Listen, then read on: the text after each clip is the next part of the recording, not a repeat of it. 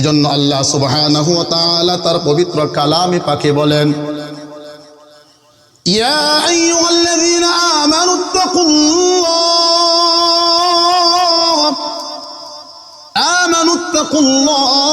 ওয়া কুনু قولا سديدا يا أيها الذين آمنوا اتقوا الله وكونوا مع الصادقين আল্লাহ তাআলা বলেন, ইয়া আইয়ুহাল্লাযীনা আমানুত্তাকুল্লাহ, হে ঈমানদারেরা আল্লাহকে ভয় করো, ওয়া কুনু মা'আস সাদিকিন, ভালো মানুষের সাথে সুসম্পর্ক করো, ভালো মানুষের সাথে উঠা বসা করো।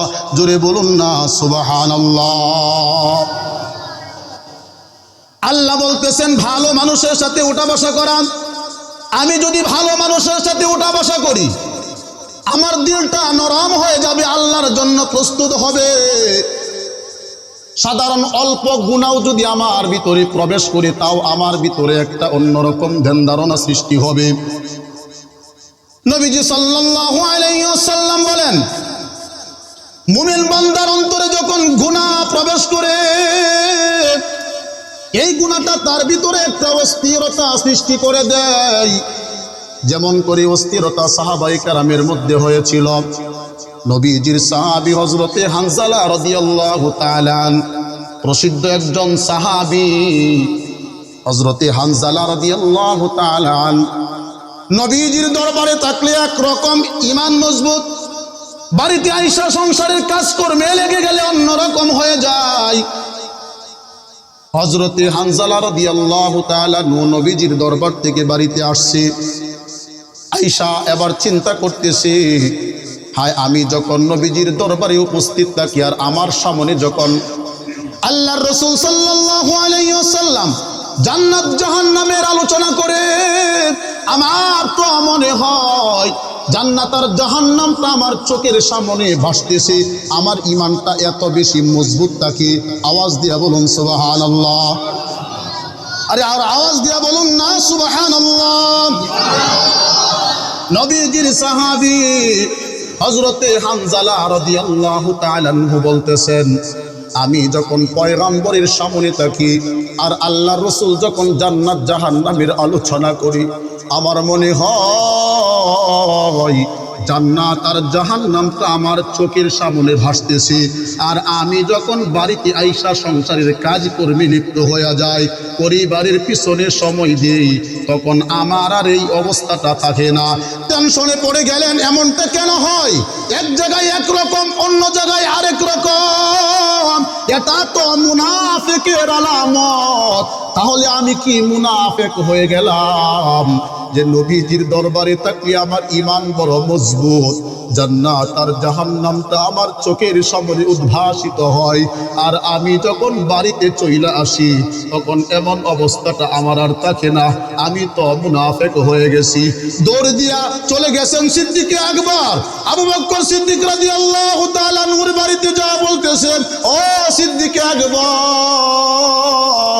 নবীজির বিশ্বস্ত বন্ধু, নবীজির বিশ্বস্ত সাহাবী, আপনার কাছে একটা পরামর্শ করার জন্য আসছি। বলে, কি পরামর্শ? ও সিদ্দিকে আকবর, হানজালা মুনাফিক হয়ে গেছি। নিজেরটা নিজেই বলতেছে। সিদ্দিকে আকবর রাদিয়াল্লাহু তাআলা আনহু বলতেছেন, ও নবীজির সাহাবী হানজালা, কি বলতেছেন আপনি? মুনাফিক হয়ে গেছেন। মুনাফিক তো ভালো না। আল্লাহ তাআলা পবিত্র কালামে পাকে বলেন, ইন্নাল মুনাফিকিনা ফিদ দারকিল আসফালি মিনান নার। মুনাফিকদের অবস্থানটা হবে সবচাইতে ভয়ঙ্কর জায়গার মধ্যে। আপনি মুনাফিক হয়ে গেছেন। কি বলেন, কেমনে মুনাফিক হইছেন? হানজালা রাদিয়াল্লাহু তাআলা বলতেছেন, ওগো নবীজির সাহাবী, ও সিদ্দিকে আকবর, আমি যখন নবীজির দরবারে থাকি আর নবীজি যখন জান্নাত জাহান্নামের আলোচনা করি, আমার চোখের সামনে মনে হয় জান্নাত আর জাহান্নাম ভাসতেছে।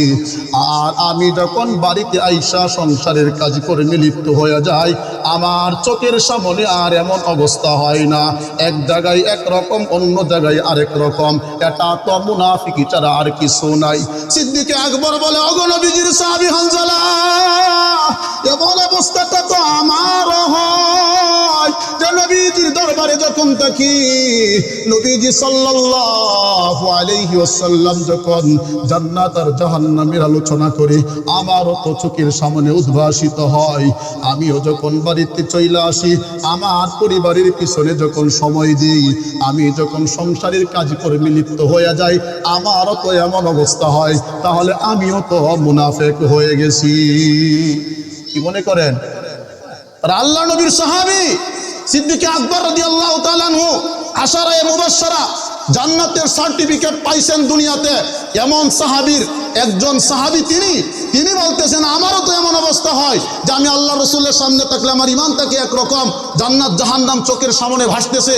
আর আমি যখন বাড়িতে আসি, আমারও তো এমন অবস্থা হয়, তখন এই অবস্থাটা আর থাকে না। তাহলে আমিও তো মুনাফিক হয়ে গেছি। কতটুকু চিন্তা তাদের।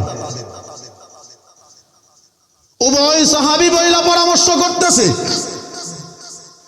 এ নবীজির সাহাবী হানজালা, ঠিক আছে, চলো আমরা রসুলের দরবারে যাই। রসুলের দরবারে যায় এর সমাধান খুঁজি। পয়গম্বরে আরবি সাল্লাল্লাহু আলাইহি ওয়াসাল্লামের দরবারে যায়, বলতেছে, ওগো পয়গম্বর, আপনার কাছে একটা বিষয় সমাধানের জন্য আসছি। বলে, কি সমাধান দেওয়ার দরকার? ওগো আল্লাহর রাসূল, আমরা উভয় যখন আপনার দরবারে থাকি, আর আপনি যখন জান্নাত জাহান্নামের বর্ণনা দেন, মনে হয় আমাদের চোখের সামনে জান্নাত আর জাহান্নামটা ভাসতেছে। ওগো পয়গম্বর, আমরা যখন বাড়িতে চইলা যাই, তখন আমাদের এই অবস্থাটা আর থাকে না। আপনার দরবারে ঈমান মজবুত, আর বাড়িতে গেলে ঈমান কমে যায়। এক জায়গায় একরকম, আরেক জায়গায় অন্যরকম। এটা তো মুনাফিকি আলামত। আমরা কি মুনাফিক হয়ে গেলাম? রাসূলুল্লাহ সাল্লাল্লাহু আলাইহি ওয়াসাল্লামের কাছে বলতেছে, আপনার দরবারে থাকলে জান্নাত আর জাহান্নাম ভাসে, আর বাড়িতে যখন যাই এটা থাকে না। আমরা কি মুনাফিক হয়ে গেছি? আমার ভাইরা, আমার বন্ধুরা, পয়গম্বরে আরবি সাল্লাল্লাহু আলাইহি ওয়াসাল্লাম সাহাবায়ে কেরামদেরকে বলতেছেন, ও সাহাবায়ে কেরাম, আমার দরবারে যখন তোমরা থাকো, তোমাদের চোখের সামনে জান্নাত আর জাহান্নামটা ভাসে, বাড়িতে গেলে আর এমন অবস্থাটা থাকে না। ও সাহাবায়ে কেরাম, এটা হবেই, কারণ তুমি একজন মানুষ। আমার দরবারে থাকার কারণে তোমার ভিতরে যে ঈমান সৃষ্টি হয়, এই ঈমানটা যদি বাড়িতে গেলেও তোমার থাকতো, আল্লাহর ফেরেশতারা সদা সর্বদাই তোমাদের সাথে মুসাফা করার জন্য রাস্তাঘাটে ভিড় জমায়া দিত। আওয়াজ দিয়া বলুন না সুবহানাল্লাহ। আরো আওয়াজ দিয়া বলুন না সুবহানাল্লাহ। নবীজির সাহাবী, এজন্য নবীজির সাহাবীরা নিজের ঈমানকে সতর্ক থাকতেন, নিজের ঈমানের ব্যাপারে সতর্ক থাকতেন। নিজেদের ঈমান কমে যায়, বাড়ি যায়, এটার জন্য তারা চিন্তিত থাকতেন। আজকে আমি কি হয়ে গেলাম?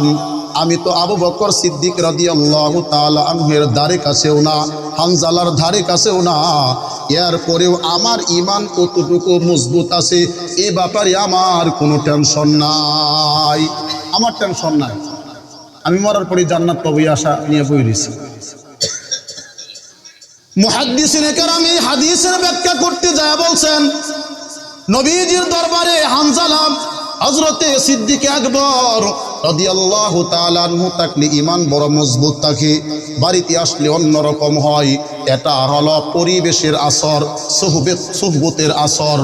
আল্লাহর রাসূলের চাইতে ভালো মানুষ এই পৃথিবীর শুরু লগ্নেও ছিল না, ওই সময়তেও ছিল না, এখনো নাই, কিয়ামতের আগ পর্যন্তও আসবে না।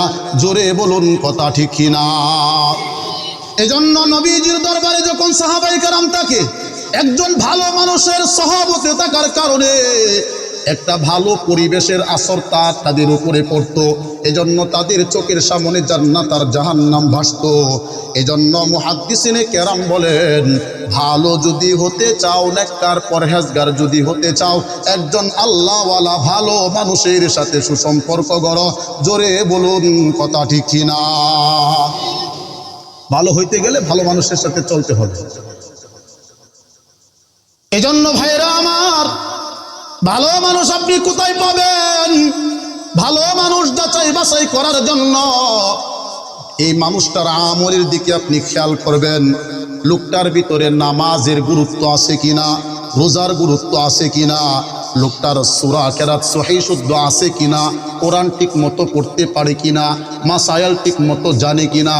যেই ব্যক্তিটা মাসায়াল ঠিক মতো জানে, কোরআন শুদ্ধভাবে পড়তে পারে, যেই লোকটার ভিতরে নামাজের গুরুত্ব আছে, রোজার গুরুত্ব আছে, হালাল হারামের গুরুত্ব আছে, যাকাতের গুরুত্ব আছে, এই লোকটার চাইতে ভালো মানুষ আর কেউ হতে পারে না। জোরে বলুন কথা ঠিক কিনা? এভাবে খুঁজে খুঁজে আমাকে বের করতে হবে।